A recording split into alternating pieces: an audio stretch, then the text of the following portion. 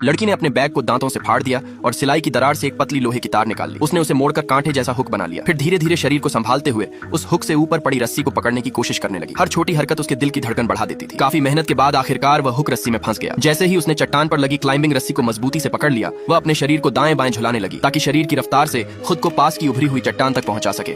उसने गहरी सांस ली और सच में वह सफल हो गई। हालांकि खतरा टल गया था, लेकिन बाकी तीनों बदमाश घुमावदार रास्ते से पहाड़ की चोटी पर पहुंच चुके थे। लड़की एक उभरे हुए बड़े पत्थर पर टिक गई। बदमाशों को अंदाजा था कि वह ठीक नीचे ही है। उन्होंने नीचे एक रस्सी फेंकी, मानो उसे ऊपर खींचने वाले हों, लेकिन लड़की इतनी आसानी से फंसने वाली नहीं थी। जब बदमाशों ने रस्सी वापस खींची तो उसके सिरे पर सिर्फ एक कागज का टुकड़ा था। यह देखकर वे गुस्से से आगबूला हो गए और लड़की के चेहरे पर हल्की सी मुस्कान आ गई। रात होने लगी। लड़की ने चारों तरफ देखा और तय किया कि यहीं एक छोटा सा टेंट लगाकर रात बितानी होगी। उसने कार्बिनर को सिर के ऊपर चट्टान की दरार में फंसाया और पूरी ताकत से पुराने पर्वतारोही का छोड़ा हुआ टेंट ऊपर उठाकर बांध दिया। एक छोटा सा अस्थायी टेंट तैयार हो गया। वह बेहद भूखी और थकी हुई थी। मजबूरी में टेंट के अंदर घुसकर सोने की कोशिश करने लगी, क्योंकि सोने से कम भूख का एहसास कम होगा। लेकिन ऊपर बैठे बदमाश भी शांत नहीं थे। उन्होंने लगभग 100 किलो का भारी बैग उठाया और सीधे नीचे उसकी ओर फेंक दिया। तेज धमाके के साथ वह टेंट से बाहर उछल गई और हवा में लटक गई। संभलने से पहले ही दूसरा वार उसकी ओर आया। उसने मजबूरी में बैग को कसकर पकड़ लिया। जैसे ही बदमाशों ने देखा कि उसने रस्सी पकड़ ली है, उन्होंने तुरंत चाकू निकालकर रस्सी काटने की कोशिश की। रस्सी कटने से ठीक पहले लड़की ने तेजी से पास की उभरी चट्टान को पकड़ लिया। जबरदस्त जज्बे के साथ वह पूरी ताकत लगाकर फिर उसी पत्थर पर चढ़ गई। ऊपर खड़े बदमाशों की योजना एक बार फिर नाकाम हो गई